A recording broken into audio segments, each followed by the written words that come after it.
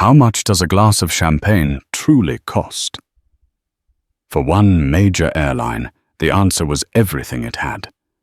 This is the story of a quiet moment of prejudice at 30,000 feet that triggered a corporate earthquake.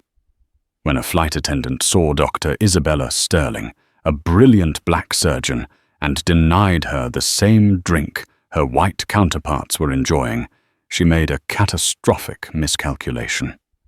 The attendant had no idea that Isabella's husband wasn't just another passenger. He was a silent titan of industry who was about to teach her and the entire airline a multi-billion-dollar lesson in respect. The world of first class is a carefully curated illusion. It's a hushed sanctuary of warm towels, lie-flat beds, and the gentle clinking of crystal, all designed to insulate its inhabitants from the mundane realities of travel, and indeed from the world itself. On board Aura Airlines Flight 72 from New York to London. This illusion was polished to a high sheen. The cabin was a symphony in beige and brushed chrome, where the air hummed with a quiet sense of importance.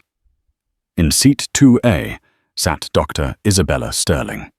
To the casual observer, she was a striking woman, her dark skin a beautiful contrast to the cream-colored cashmere travel set she wore. Her hair was styled in intricate locks, adorned with delicate gold cuffs, a crown that spoke of pride and heritage. But Isabella was more than just an image of elegance. She was Dr. Sterling, one of the leading pediatric cardiothoracic surgeons in the country. Her hands, which now rested on the cool leather of her armrest, had performed miracles. They had restarted the hearts of children so small they could fit in the palm of her hand. She was a woman of immense substance, her brilliance matched only by her profound empathy, a quality honed over years of delivering life-altering news, both joyous and tragic, to anxious parents. She was in first class because she deserved to be. The trip was a last-minute decision, a brief respite before she was to deliver the keynote address at a major medical conference in London. She was tired, the emotional residue of a particularly grueling week clinging to her like a shroud. A glass of champagne she thought would be a small, perfect luxury to mark the transition from the relentless demands of her work to the brief peace of the journey ahead. Across the aisle in seat 2B was her husband, Harrison Sterling. Where Isabella's brilliance was a radiant light, Harrison's was a quiet gravitational force. He wore a simple, impeccably tailored dark suit, no tie, the top button of his crisp white shirt undone. He was reading a worn paperback, a collection of poetry, and seemed utterly absorbed. Nothing about him screamed wealth or power. There was no flashy watch, no ostentatious logo. He could have been a professor, an architect, a man of quiet intellectual pursuits. This anonymity was his greatest asset. Harrison Sterling was the founder and silent principal of Sterling Global Ventures, a private equity firm so vast and influential that its movements could alter the economic trajectory of entire nations. He operated in the shadows, a master of a universe of numbers, and calculated risks that was invisible to the vast majority of the population. He preferred it that way. His wealth was a tool, not an identity. His identity was being Isabella's husband. He had watched her over the past week, had seen the toll her work had taken. He saw the flicker of exhaustion in her eyes that she tried so hard to hide. This trip was his idea. "Let's just go," he'd said. "Breathe some different air." And so they had. The lead flight attendant moved through the cabin with a practiced, almost theatrical grace. Her name was Susan, and her name tag was pinned perfectly to her uniform. She had the brisk, brittle smile of someone who has spent 2 decades sorting passengers into categories of perceived importance. Her service was a performance, and she reserved her best material for those she deemed worthy. She laughed a little too loudly at the joke of a ruddy-faced man in 3D patting his shoulder with familiar ease. She engaged in a lengthy animated conversation with a woman in 1A about a shared love for a particular brand of handbag. She was a connoisseur of the subtle hierarchies of the cabin. When she arrived at their row, she first turned to the man seated in front of Harrison, Mr. Davenport, a boisterous man in a garish blazer who had been speaking loudly on his phone until the moment the cabin door closed. "Mr. Davenport, welcome back." The usual champagne to start. Susan beamed her smile, genuine and dazzling. "You know it, Susie." "Don't know how you remember," he boomed. "It's our pleasure to remember our most valued guests," she replied, her voice dripping with honey as she skillfully popped a cork. A cascade of golden bubbles filled a crystal flute, which she presented to him with a slight bow. Then she turned. Her entire demeanor shifted. The transformation was subtle but immediate. The brilliant smile became a tight professional line. Her eyes, which had sparkled for Mr. Davenport, became flat and dismissive as they rested on Dr. Isabella Sterling. "Can I get you something to drink?" she asked. The warmth was gone, her tone clipped and perfunctory. Isabella, who had been observing the exchange with a growing sense of weary familiarity, offered a polite, gentle smile. "I would love a glass of champagne, please." Susan paused. It was a fractional hesitation, but it was laden with meaning. She glanced at the half-empty bottle in her hand, then back at Isabella. "I'm afraid we have to reserve this particular vintage for our Platinum and Centurion members on transatlantic routes. It's a new policy to ensure our most loyal customers are catered to." The lie was so bald-faced, so insulting in its lack of creativity, that it took Isabella's breath away for a second. Mr. Davenport, who was a platinum member of nothing but his local golf club, was happily sipping the reserved vintage not 5 feet away. The excuse was a flimsy veil for the ugly truth Susan had looked at Isabella, a black woman in a seat. Susan felt she didn't belong in, and had made a judgment. The sting was sharp and hot. It was a familiar pain, one Isabella had felt countless times in her life, in department stores where she was followed by security, in academic circles where her authority was questioned, in restaurants where she was handed the bill, while her white male colleagues were not. But familiarity did not dull the edge. In that moment, she wasn't Dr. Sterling, the celebrated surgeon. She was just another black woman being told in coded language that she was not welcome. Her first instinct was to flash her anger, to pull out her credentials and verbally dismantle the flight attendant's pathetic prejudice. But what would that accomplish? A scene. A forced, insincere apology. She was too tired for the performance of outrage. Instead, she drew on a lifetime of practice, a wellspring of grace that was both a shield and a weapon. "I see," Isabella said, her voice calm and even betraying none of the turmoil within. "In that case, I'll just have some sparkling water, please." "With lemon." Susan nodded, a flicker of triumph in her eyes. The challenge had been met and won. She had put this woman in her place. She turned to Harrison. "And for you, sir." Harrison Sterling slowly looked up from his book, his finger marking his place. He had seen everything. He had seen the shift in Susan's posture, the lie in her eyes, the carefully concealed hurt on his wife's face. His gaze, calm and unnervingly direct, settled on Susan. It was a look devoid of anger, but heavy with an intensity that she couldn't quite decipher. He held her gaze for a long moment before speaking, his voice quiet but resonant in the hushed cabin. Nothing for me, thank you. He didn't need to say anything more. The silence that followed was more potent than any complaint. He looked at Isabella, a silent question in his eyes. She gave him a small, almost imperceptible nod, a signal that she was okay, that she would endure. Harrison nodded back, his expression unreadable. He turned his gaze from Susan and looked out the window, but he wasn't seeing the clouds. He was seeing a chessboard, and the pieces were beginning to move. Susan, mistaking his silence for acquiescence, turned away and continued her service entirely oblivious to the fact that she had just insulted the two most powerful people on the plane, and in doing so had sealed her own fate and that of the entire airline.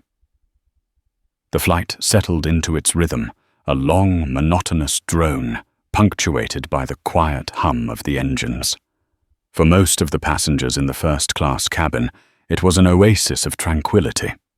For Isabella, it became a masterclass in passive aggression, a slow-burning ordeal orchestrated by one woman. Susan's campaign of slights was a meticulously crafted work of art. When the meal service began, she presented the menus with a flourish to everyone except Isabella, to whom she simply recited the options in a bored monotone, as if reading a grocery list. When Isabella requested the seared halibut, Susan returned from the galley a few minutes later with an apologetic but not really apologetic look. "I'm so sorry," she said, her voice just loud enough for the surrounding passengers to hear. "It seems we've just run out of the halibut. We have the chicken primavera left." The implication was clear. The better option was gone, and this was what was left for the likes of her. Isabella, who could see Mr. Davenport being served the halibut at that very moment, simply nodded. "The chicken will be fine, thank you." Each act of grace on Isabella's part seemed to fuel Susan's disdain. She likely saw it as proof of her own superiority, a confirmation that this woman was not one to make waves. Harrison watched it all. He ate his own meal in silence, his focus absolute. He noted every forgotten water refill, every averted glance, every overly solicitous question directed at the white passengers, while his wife was treated like an afterthought. He observed the way Susan would practically genuflect while serving Mr. Davenport his third glass of whiskey, while she all but dropped a plastic cup of water on Isabella's tray table.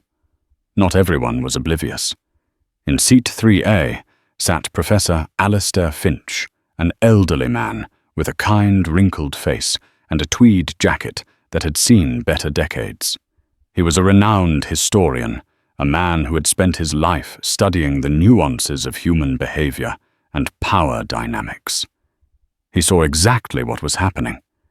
His eyes, sharp and intelligent behind thick-rimmed glasses, would occasionally meet Isabella's. In them, she saw a flicker of shared understanding, a silent acknowledgement of the ugliness on display. He once caught Susan in the act of pointedly ignoring Isabella's empty glass and cleared his throat loudly, a small but significant act of dissent that earned him a glare from the flight attendant. The final straw came nearly 6 hours into the flight. Isabella, unable to sleep, had been trying to read, but the subtle, persistent hostility had created a tension that made it impossible to concentrate. She pressed the call button, hoping for a cup of tea. Minutes passed. 5. 10. Susan walked past her row 3 times pointedly, ignoring the illuminated light above Isabella's seat. She attended to other passengers, collected empty glasses, and even stopped to chat with the co-pilot, who had emerged from the cockpit for a moment. The call light remained on a small, glowing beacon of neglect. Finally, Harrison slowly and deliberately reached up and pressed his own call button. Within 30 seconds, Susan was at his side, her smile back in place. "Yes, sir. How can I help you?" Harrison did not look at her. He continued to look at the page of his book. "My wife," he said, his voice as soft as it was steely, "pressed her call button 15 minutes ago. She would like a cup of chamomile tea, and he said, finally lifting his eyes to meet hers, "would like your full name and the name of the flight purser. Now." The request, delivered with such quiet authority, finally pierced Susan's armor of arrogance. For the first time, a flicker of uncertainty crossed her face. This was not the reaction she had expected. An angry outburst, yes. A threat to write a letter, perhaps. But this cold, calm demand was different. It was chilling. Still, her pride wouldn't let her back down completely. "My name is Susan Miller," she said, her voice a little tighter than before. "And the purser is Mr. Jennings. Is there a problem? I will determine that. Later?" Harrison replied, his tone leaving no room for argument. He then looked at Isabella. "Is there anything else I can get you, my love?" "No, darling," Isabella said, giving his hand a reassuring squeeze. "The tea will be lovely." Shaken. Susan scurried away to fetch the tea. She returned with it moments later, her hands trembling almost imperceptibly as she placed it on Isabella's tray. She offered a mumbled, insincere apology for the delay. She avoided Harrison's gaze entirely. For the rest of the flight, she was a model of perfect if terrified service. She refilled Isabella's water glass before it was empty. She asked if she needed another blanket, a pillow, a magazine. But it was too late. The damage was done. The line had been crossed. Susan, flustered and now deeply unnerved, misjudged the man in seat 2B completely. She assumed he was an important lawyer, perhaps, or a mid-level executive who would write a strongly worded email that would result in a slap on the wrist for her. She couldn't possibly have conceived of the truth. As Susan retreated to the galley, her mind racing, Harrison Sterling calmly closed his book. The poetry was forgotten. He pulled his slim, encrypted satellite phone from his briefcase. Shielding it from view, he made a call. The connection was instantaneous, routed through a secure network that was invisible to commercial tracking. A voice answered on the first ring. "Mr. Sterling," Marcus Harrison said, his voice low. "Wake up the London team. I have a project for them. I want a complete workup on a publicly traded company, Aura Airlines, and its parent corporation, Global Air Holdings. I want everything. Ownership structure, major shareholders, board members, debt-to-equity ratios, market vulnerabilities. I want it on my desk by the time we land at Heathrow." There was a pause on the other end, then a simple, "Consider it done, sir." Harrison disconnected the call. He put the phone away and turned to look at his wife. She had finally drifted off to sleep, her face relaxed in a way he hadn't seen it in weeks. The sight of her peacefulness settled something in him, a cold, hard resolve. He had built an empire to protect his family, to create a world where they would be insulated from the ugliness he knew was always lurking beneath the surface. Today, that ugliness had breached the walls. It had dared to touch his wife. He would not just punish the offender. He would remove the system that allowed her to thrive. He would buy the very stage on which her ugly little drama had played out. He would buy Aura Airlines, and he would burn its culture down to the ground. The descent into London was shrouded in a thick grey morning mist. As the wheels of Aura Airlines Flight 72 touched down with a gentle bump on the tarmac of Heathrow Airport, a sense of finality settled over the cabin. For Susan Miller, it was the end of another routine flight. She offered a bright, manufactured smile to the disembarking first-class passengers, a smile that faltered slightly when she saw the Sterlings. She mumbled a goodbye in their direction, which they did not acknowledge. As they disappeared down the jet bridge, she felt a wave of relief wash over her. The incident was over. They were gone. She would likely never see them again. For Harrison Sterling, the landing was just the beginning. As they walked through the terminal, Isabella leaned her head on his shoulder. "Thank you for what you did back there," she said softly. "For asking for her name. It made me feel seen." Harrison wrapped an arm around her. "I will always see you," he said, "and I will always make sure you are seen." He didn't elaborate. He didn't need to. A black car was waiting for them, its driver holding a simple sign with the single letter S. They were whisked away from the chaos of the airport and into the quiet, leather-scented interior of a Bentley. As the car sped towards the city, Isabella drifted back to sleep. Harrison, however, was wide awake. He opened a sleek carbon fiber laptop, one that looked more like a piece of military hardware than a consumer device. On the screen was the dossier he had requested. It was compiled by his London team, a group of the sharpest financial minds in the world, and it was breathtakingly comprehensive. It laid bare the entire corporate anatomy of Global Air Holdings. He saw the intricate web of ownership, the institutional investors, the pension funds, the small percentage of shares held by the public. He saw the company's strengths, but more importantly, he saw its weaknesses. The company was proud, even arrogant. Its stock was considered stable, a blue-chip investment. But Harrison saw something else. He saw complacency. The majority of the shares were held by a handful of large passive investment funds that rarely interfered with management. The CEO, a man named Richard Sterling.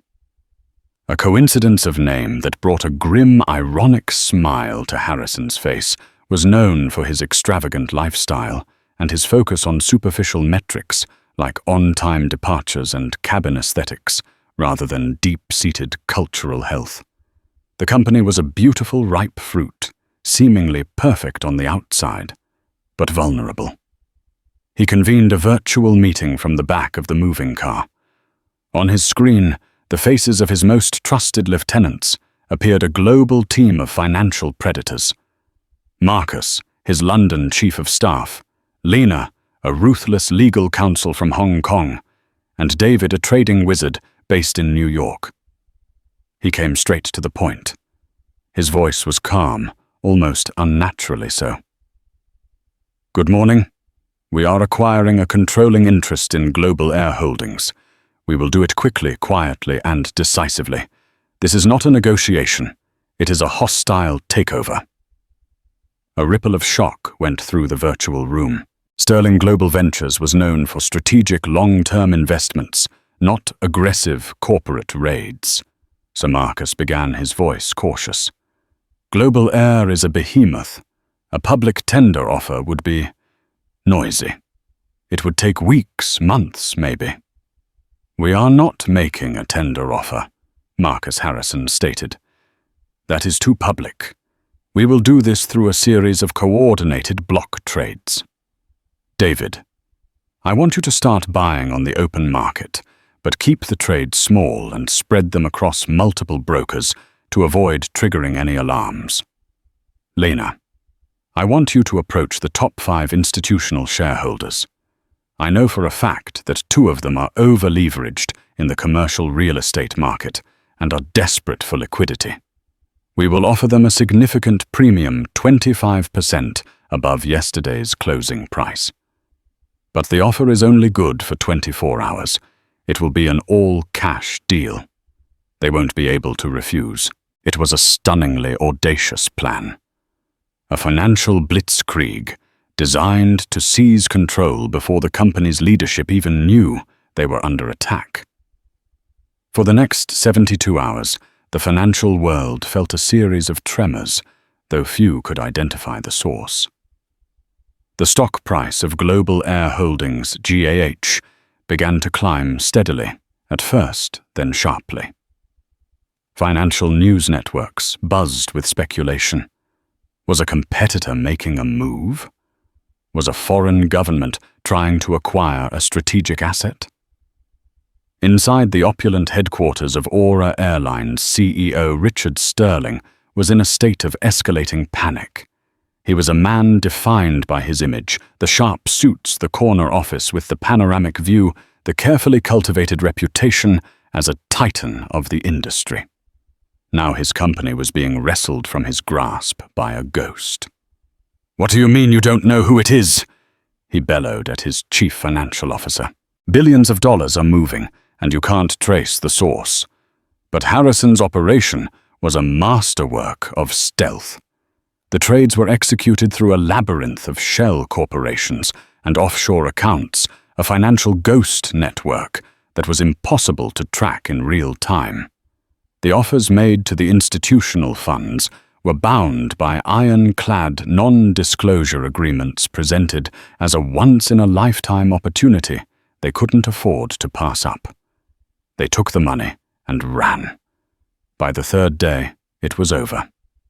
Lena called Harrison. "It's done, sir. We crossed the 51% threshold an hour ago. We have control." Harrison was sitting with Isabella in the garden of a small, discreet hotel in the English countryside.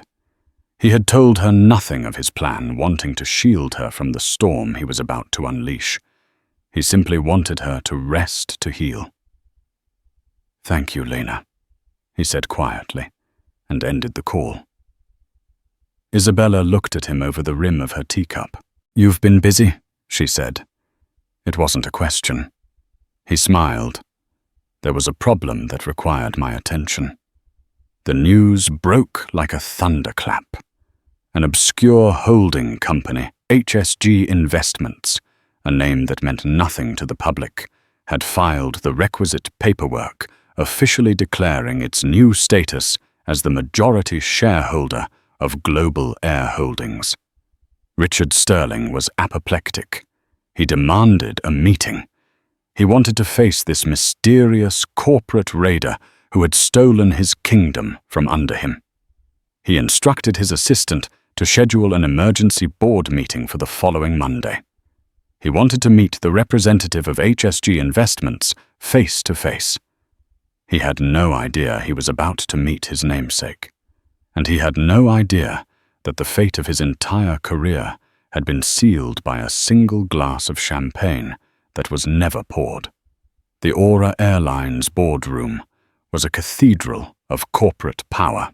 A long, polished mahogany table reflected the London skyline from the floor-to-ceiling windows. The air was thick with the scent of expensive cologne and fear. The remaining board members, a collection of pale, grim-faced men, and two women, sat stiffly in their leather chairs. They were waiting for the arrival of the phantom who had seized their company. At the head of the table sat Richard Sterling. Today, his usual swagger was gone, replaced by a tense, belligerent energy. He felt cornered, humiliated. He had spent the weekend trying to dig up information on HSG Investments, but had hit a wall of impenetrable legal firewalls. He expected the door to open and reveal a smug, Gordon Gekko-type corporate raider, a man he could understand, a man he could fight. At precisely 10:00 a.m., the boardroom doors swung open. A junior executive nervously announced, "The representatives from HSG Investments are here." Into the room walked Harrison and Dr. Isabella Sterling. A wave of stunned silence washed over the room. The board members exchanged confused glances. They saw a well-dressed black couple, elegant and poised, but not the corporate sharks they had been bracing for. Richard Sterling stared at them, his brow furrowed in utter bewilderment. He didn't recognize them.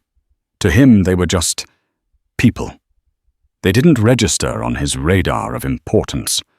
"I believe there's been a mistake," Richard said, his tone condescending. "This is a closed board meeting. We're waiting for the new majority shareholder." Harrison Sterling walked calmly to the head of the table opposite Richard. Isabella stood by his side, her presence radiating a quiet, unshakable dignity. "There is no mistake, Mr. Sterling," Harrison said, his voice level and clear, yet carrying an authority that commanded the attention of everyone in the room. "I am Harrison Sterling. This is my wife, Dr. Isabella Sterling, and my firm, HSG Investments, is the entity that now holds a 51% controlling interest in this company. We are the majority shareholder." The name Harrison Sterling hung in the air. Richard's face went from confused to pale with shock. The coincidence of their shared surname was a cruel twist of the knife. The other board members began whispering frantically, pulling out their phones to search the name. What they found would have sent a chill down their spines. Whispers of a reclusive billionaire, a financial phantom known only in the highest echelons of global finance. That's impossible," Richard stammered, his bravado crumbling into dust. "Is it?" Harrison continued, his gaze sweeping across the stunned faces around the table. "You see, my wife and I had a rather illuminating experience on one of your aircraft last week, Flight 72 from JFK, in first class." He paused, letting the statement sink in. He then proceeded to recount the incident, not with anger, but with the cold, brutal precision of a surgeon excising a tumor. He detailed every slight, every coded insult, every moment of deliberate neglect. He described the lie about the reserved champagne. He described the missing halibut. He described the ignored call light. He spoke in a calm, factual monotone that was more chilling than any tirade. As he spoke, a dawning horror spread across Richard Sterling's face. An incident with a flight attendant. This colossal, multi-billion-dollar corporate raid was because of a flight attendant. It was so disproportionate, so outside the realm of his understanding of how the world worked, that he could barely process it. Then Isabella spoke. Her voice, unlike Harrison's, was not cold. It was filled with a powerful, resonant humanity that cut through the sterile corporate atmosphere. "This is not about a glass of champagne, gentlemen," she said, her eyes locking onto Richard's. "It is about a culture that you, Mr. Sterling, as the leader of this company, have allowed to fester. A culture where an employee feels empowered to look at a black woman in a first-class seat and assume she does not belong. A culture where her dignity is considered disposable." She spoke of the feeling of being rendered invisible, of having her life's achievements erased in an instant by a single act of prejudice. Her words were not an accusation. They were a testimony. And in the face of her dignified pain, the boardroom's armor of arrogance and power simply dissolved. The board members could not meet her gaze. Harrison stepped forward again, his voice dropping to an icy calm. "The rot in a fish starts from the head. Your company's culture, Mr. Sterling, is a direct reflection of your leadership. It is a culture of complacency, of surface-level luxury, that papers over a foundation of systemic disrespect. That ends today." He gestured to a leather portfolio his assistant had placed on the table. "My first act as the new owner of this company is to demand your immediate resignation. My second is to request the full employment records for the entire crew of Flight 72, with a particular focus on one Miss Susan Miller." Richard Sterling slumped in his chair, defeated. The fight was over before it had even begun. He had been checkmated by a man he had never seen coming, all because of an employee he wouldn't have been able to pick out of a lineup. Meanwhile, in a crew lounge at Heathrow, Susan Miller was gossiping with a colleague, recounting a story about a particularly difficult passenger on her last flight. Her phone buzzed. It was a call from the Vice President of Human Resources, a man who had never called her in her entire 20-year career. "Susan," his voice was strained, panicked. "There's been an incident, an ownership change. We have to let you go. Your contract is being terminated effective immediately for gross professional misconduct and actions detrimental to the company's brand and value." Susan laughed. "Is this a joke? What are you talking about? Detrimental to the company's value? Just pack your things, Susan," the VP said, his voice cracking. "Security will escort you from the premises. Your credentials have been revoked." The line went dead. Susan stared at her phone, her face a mask of disbelief. The world tilted on its axis. She had no idea what had just happened. She only knew that the comfortable, secure life she had built for herself, a life where she was the arbiter of who belonged and who didn't, had just been utterly and completely obliterated. The immediate karma had arrived swift and merciless, but the true reckoning for her and for the entire airline was just beginning. The firing of Susan Miller was not the final strike. It was merely the sound of the surgical steel tray being set down before the main operation began. For Harrison and Isabella, sterling, true justice was never about the fate of a single, prejudiced employee. It was about dissecting the malignant corporate culture that had nourished her actions. Simple revenge is a wildfire, hot and indiscriminate. What they planned was a controlled burn, one designed to clear away the rot and allow for new, healthier growth. The first shockwave after the boardroom coup was the memo that landed in the inboxes of all 50,000 Global Air Holdings employees. It announced the immediate departure of CEO Richard Sterling and several board members. But it was the second paragraph that caused a collective gasp across the global company. The role of interim chief executive officer would be assumed by Dr. Isabella Sterling. The decision was a masterstroke of psychological warfare and symbolic power. The woman who had been deemed unworthy of the airline's basic courtesies was now its ultimate authority. Isabella herself had been floored when Harrison proposed it in the quiet of their London hotel suite. "I can't," she had said, shaking her head. "Harrison, I'm a surgeon. I save lives. I don't run billion-dollar corporations." "You do both," he replied, taking her hands. "You lead teams in high-stakes environments. You make life-or-death decisions based on meticulous data. And most importantly, you have something that Richard Sterling and his entire board lack: an unbreakable moral compass. This company doesn't need a new CFO right now, Bella. It needs a soul. It needs you to be its conscience." Her first day as CEO was surreal. She walked through the opulent, hushed corridors of the executive floor, the very air seeming to hold its breath. She entered Richard Sterling's former office, a cavernous space of glass and chrome overlooking the city. A monument to ego. Her first act was to have a maintenance team remove the ridiculously oversized mahogany desk. She replaced it with a simple round table. "I'm here to collaborate, not to command," she told her new, terrified executive assistant. Her second act was to bring in the wolves. She didn't hire a standard HR consultancy.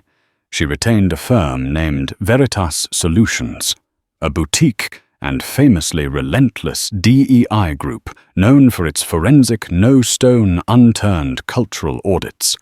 They were corporate investigators, not workshop facilitators. For 6 weeks, the Veritas team descended into the heart of Aura Airlines. They conducted hundreds of confidential interviews, analyzed terabytes of internal communications, and reviewed a decade of HR records. What they uncovered was a portrait of deeply ingrained institutional decay. They found a promote-from-within culture that was in practice a promote-who-you-play-golf-with system. They found glaring pay and promotion disparities for women and employees of color in every department. But the most damning discovery was what the Veritas team grimly nicknamed the digital graveyard. It was a forgotten server where tens of thousands of customer complaints flagged by a rudimentary algorithm as sensitive were routed and left to die. Here were the voices of countless passengers detailing experiences of racism, homophobia, and religious discrimination, all systematically ignored. The vice president of in-flight services, a crony of the former CEO, was found to have personally dismissed numerous complaints against Susan Miller, and others like her, often with notes like "passenger oversensitive" or "staff narrative more credible." Armed with the Veritas report, a document that read less like a corporate review and more like an indictment, Isabella acted. There was no gentle transition. It was a purge. The VPs of HR and in-flight services were terminated. Division heads and managers implicated in suppressing complaints or fostering biased environments were given two options: resign immediately or be fired for cause. The executive floor was decimated. In their place, Isabella and Harrison, with the help of a top-tier executive search firm, began to build a new leadership team. They found their permanent CEO in Maria Rodriguez, a sharp, empathetic Latino executive renowned for her ability to turn around toxic corporate cultures. Her first words to Isabella were, "A company's brand is the promise it makes. Its culture is whether or not it keeps that promise. It looks like we have a lot of promises to start keeping."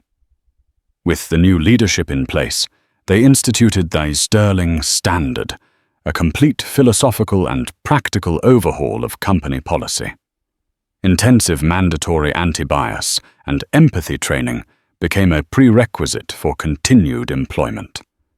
This was not a one-day seminar with stale coffee and PowerPoint slides. It was a multi-day immersion. Flight crews were put through high-fidelity simulations, some using VR technology, forcing them to experience a flight from the perspective of a marginalized passenger.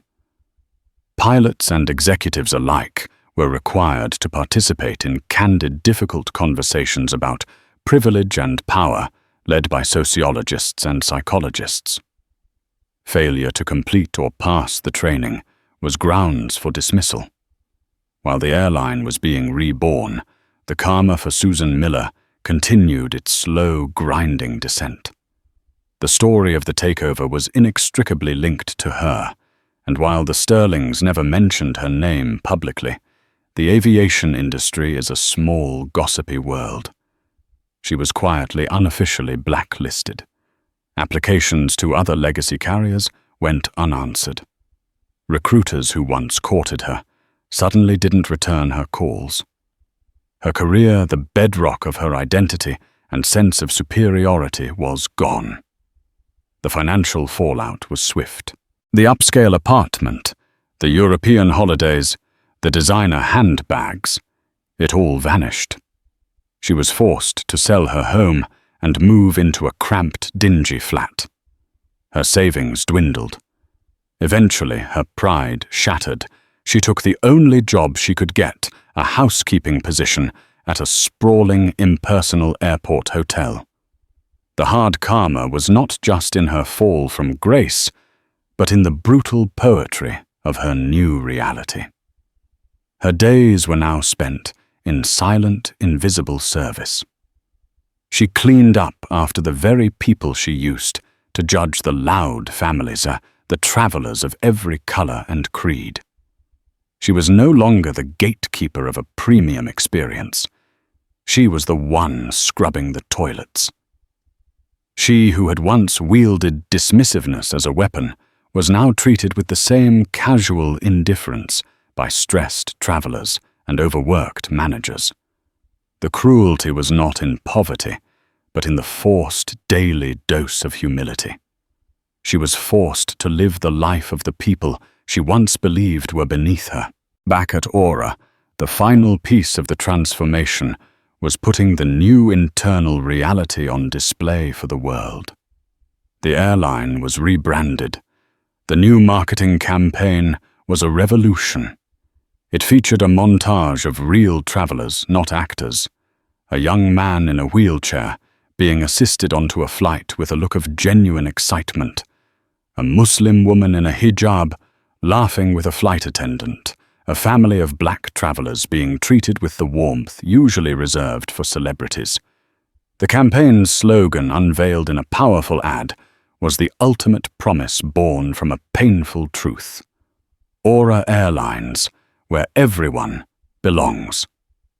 The company had been taken down to the studs, its rotten framework exposed and ripped out, and was now being rebuilt plank by painful plank into something strong, worthy, and new. The story of the Aura Airlines takeover did not simply break, it detonated. In the hyper-connected consciousness of the 21st century, it was the perfect fuel for a digital wildfire. It began not as a formal press release, but as a series of frantic whispers on financial message boards, which quickly coalesced into a stunning report by a savvy aviation blogger.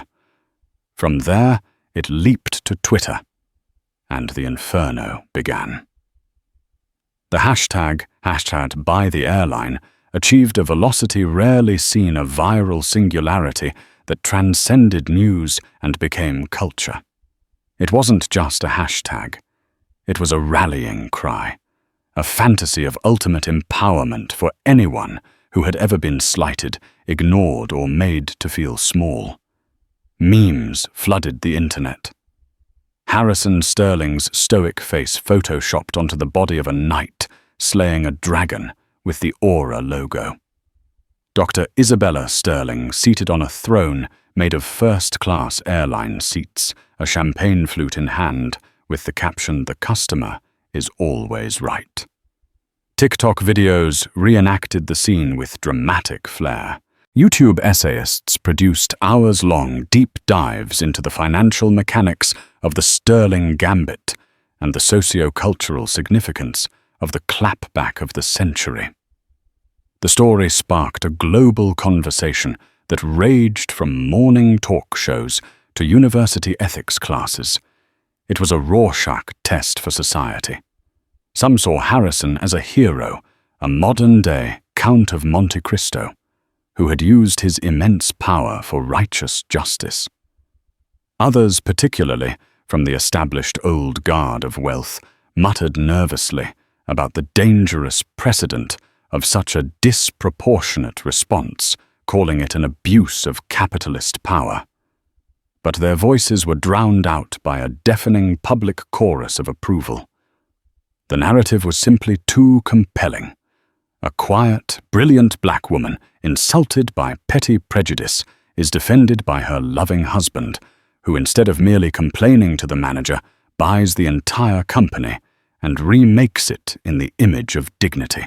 Recognizing they could not remain silent specters in their own story, the Sterlings agreed to a single exclusive interview.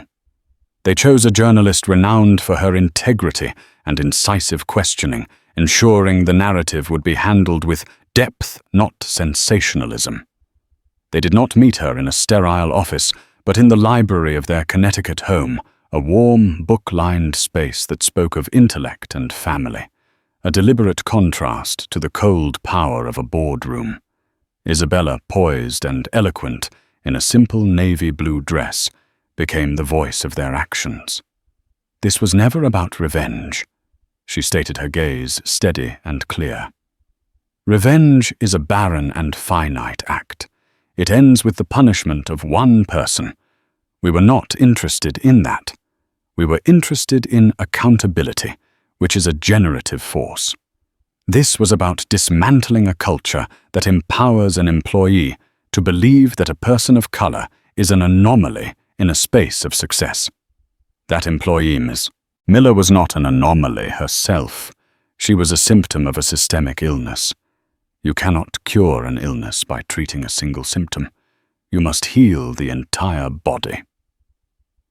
Harrison, who had remained silent for most of the interview, a quiet anchor by his wife's side, was asked a final question. Was his action not at its heart an act of anger? He considered the question for a long moment, his eyes finding Isabella's. "I built my company to provide a shield for my family," he said, his voice quiet but resonant. "A shield from want, from instability. But I learned that a shield is useless if the air itself is poison. What my wife experienced was a poison of disrespect that is all too common. My actions were not born of anger. Anger is a hot, fleeting thing. This was born of purpose.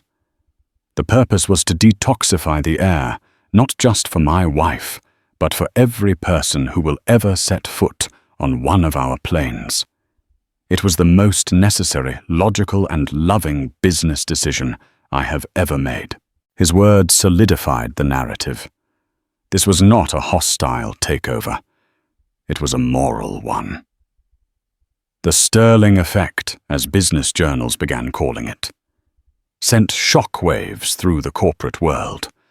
Competing airlines like the fictional Apex Air and Transcontinental scrambled to announce sweeping new DEI initiatives and top-to-bottom cultural reviews, terrified that they might harbor their own Susan Miller and become the next viral cautionary tale. The incident became a case study at Harvard Business School on brand vulnerability and the immense financial cost of a toxic culture. It was during this time that Professor Alistair Finch, the elderly historian from Flight 72, published his op-ed in the Wall Street Journal, titled On Corporate Decency and the Purchase of Justice. It landed with the force of an intellectual thunderclap. He wrote, "I witnessed not merely a microaggression, but a tear in the social fabric, a casual denial of dignity that has been the kindling for historical injustices far greater." What the Sterlings did was to take the logic of capitalism, the acquisition of assets, and infuse it with the logic of morality. They demonstrated that a balance sheet is not merely a record of financial health, but of moral health as well. They did not just buy an airline. They purchased the opportunity to mandate decency, and in doing so, offered a masterclass in 21st century power. The op-ed silenced almost all remaining critics. In a moment of perfect schadenfreude, a tabloid later reported that Mr. Davenport had been overheard at a Palm Beach country club, loudly complaining that Aura Airlines had become insufferably woke. The anecdote went viral, and he was mercilessly mocked online as the poster child for the oblivious privilege the Sterlings had so thoroughly vanquished. But the most enduring part of their legacy was yet to be built. Isabella, using her new platform, officially launched the Sterling Skies Foundation. At a launch gala, filled not with billionaires, but with community leaders, educators, and ambitious young students, she laid out its mission. It was not a charity. It was an engine of change. The foundation would provide comprehensive scholarships and mentorship for underrepresented youth to become pilots, aerospace engineers, aircraft mechanics, and flight attendants, creating new pathways into an industry that had historically been insular and exclusionary. "We do not want to just open the door for those who have been shut out," Isabella declared in her keynote address, her voice ringing with passion.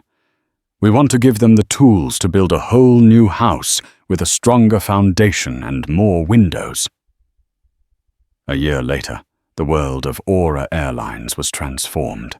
The cabins had been subtly redesigned, featuring art from a diverse range of global artists. The old, stuffy atmosphere was gone, replaced by one of professional warmth. Harrison and Isabella Sterling were on a flight to Cape Town, where the first international chapter of the Sterling Skies Foundation was being launched. They sat in their familiar seats, 2A and 2B. As the plane reached cruising altitude, a flight attendant approached them. She was a young, poised black woman named Jasmine. Her uniform was immaculate, but it was her eyes that shone with a bright, intelligent light. She addressed them with a warmth that was genuine, not scripted. "Mir and Dr. Sterling, welcome aboard. My name is Jasmine. It is truly an honor to have you with us today." Isabella smiled. "It's a pleasure to be here, Jasmine." Jasmine paused, a flicker of happy emotion crossing her face. "Dr. Sterling, I'm one of the first recipients of the Sterling Skies Aeronautics Scholarship. Because of you, I'm here. This was my dream." Isabella's breath caught in her throat. She looked at this brilliant young woman, the living, breathing embodiment of the change they had fought for. She was the restorative karma, the proof that they had not just punished a wrong, but had cultivated a new right. Isabella glanced at Harrison, who was looking at Jasmine with a quiet, profound pride. He reached over and took Isabella's hand. Jasmine, regaining her professional composure, smiled brightly. "To start your journey," she said, her voice full of a joy that felt personal, "may I offer you a glass of our finest champagne?" A single tear of overwhelming happiness escaped Isabella's eye and traced a path down her cheek. The memory of the past sting was still there, but it was now a faint echo, drowned out by a beautiful, triumphant symphony. This was not just a glass of champagne. It was a full circle. It was validation. It was hope bubbling up in a crystal flute. "Yes, Jasmine," Isabella said, her voice thick with an emotion that encompassed the entire incredible journey. "Yes, I would love that very much." That single defiant pop of a champagne cork marks the end of an incredible journey. It began with an ugly act of prejudice and ended with a testament to the power of love, dignity, and righteous action. The story of Isabella and Harrison Sterling is a powerful reminder that sometimes the most effective way to fight a system is not to leave it, but to buy it and rebuild it from the foundation up. They turned a moment of personal humiliation into a global movement for corporate accountability and human dignity. If this story inspired you, if it made you believe in the power of fighting back against injustice, then please help us share it. Hit that like button, share this video with your friends and family, and make sure you subscribe to our channel for more stories that matter. And we want to hear from you. What would you change if you had the power to buy any company in the world? Let us know in the comments below. Thank you for watching.